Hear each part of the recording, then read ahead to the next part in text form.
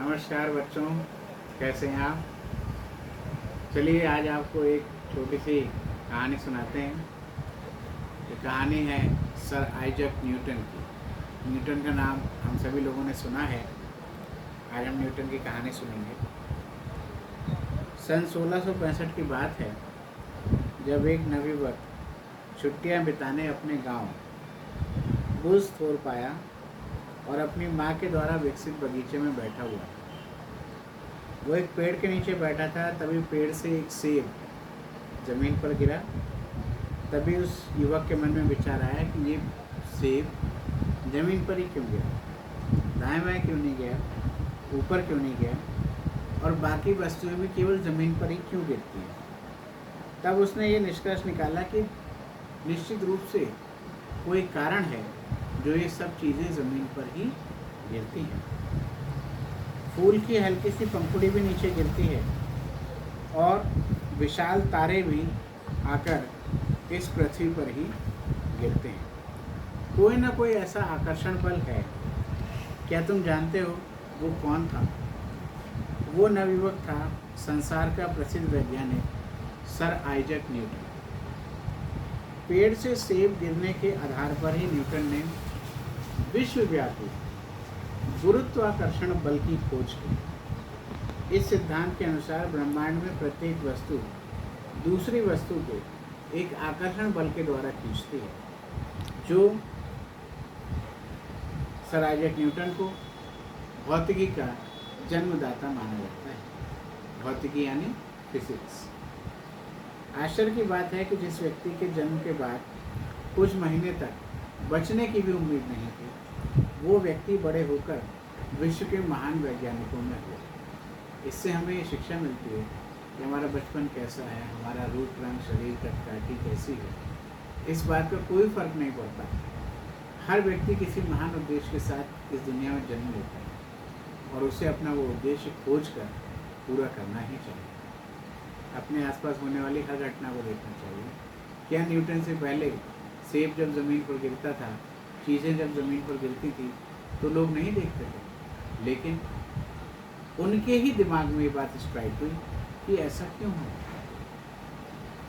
Newton का बचपन बड़ा ही इंटरेस्टिंग था। 12 साल की उम्र में उन्होंने स्कूल जाना शुरू किया।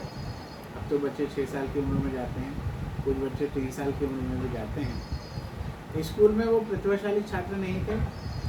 उनकी रुचि चित्रकला और मशीनरी में भी नहीं थी। ये देखते हुए उनके चाचा ने 19 साल की आयु में कैम्ब्रिज यूनिवर्सिटी के ट्रिनिटी कॉलेज में उनका एडमिशन कराया। 1665 में वहाँ से उन्होंने ग्रेजुएशन किया और सौभाग्यवश कॉलेज में उन्हें गणित के जाने माने प्रोफेसर आइजैक बैरो के साथ काम करने का मौका मिला।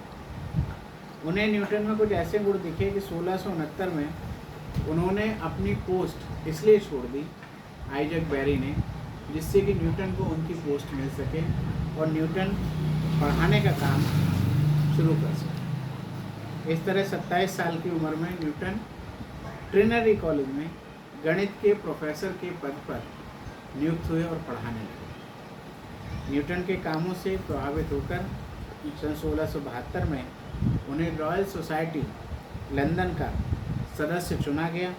वो अपने आप में बहुत बड़ा सम्मान था। न्यूटन प्रकृति के रहस्यों का पता लगाते थे। उन्होंने बताया कि सूरज का प्रकाश सफ़ेद नहीं होता। ये जो धूप हमें दिखाई देती है, ये सफ़ेद नहीं होती, बल्कि बैंगनी, जामुनी, पीले, नीले, हरे, संतरी और लाल रंग का होता है ये प्रकाश, जो देखने में सफ़ेद लगता है। इन 7 रंगों को मिलाकर सफ़ेद रंग बनाया जा सकता है। न्यूटन के गति के नियम प्रतिपादित किए। न्यूटन ने गणित में कैलकुलस की नींव डाली।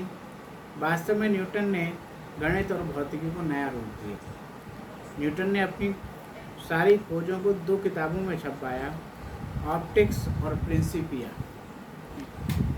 सन 1689 में वो विश्वविद्यालय के प्रतिनिधि के रूप में पार्लियामेंट के सदस्य चुने गए।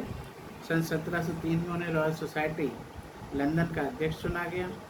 सन 1705 में उन्हें महारानी एन ने कैम्ब्रिज में एक विशेष समारोह में सर की पदवी से सम्मानित किया। वृद्धावस्था में भी न्यूटन खगोलीय पिंडों से संबंधित, जो आकाश में ग्रह नक्षत्र सितारे हैं, उनसे संबंधित खोज करते रहे। 85 साल की अवस्था में भी रॉयल सोसाइटी की एक मीटिंग में अध्यक्षता करने वो गए लंदन। जब वो लौटे तो बीमार पड़ गए और 20 मार्च 1727 को उनका देहांत हो गया। वैज्ञानिक के रूप में न्यूटन की उपलब्धियां गैलीलियो और अल्बर्ट आइंस्टीन के बराबर हैं। उनके महान योगदानों के लिए विश्व उन्हें कभी भूल नहीं सकता। बच्चों, हम सभी लोग ये चाहते हैं कि आप भी ऐसे ही महान काम करें, ऐसे ही महान बने। पढ़े, पढ़ाते रहिए, पढ़ते रहिए। Thank you.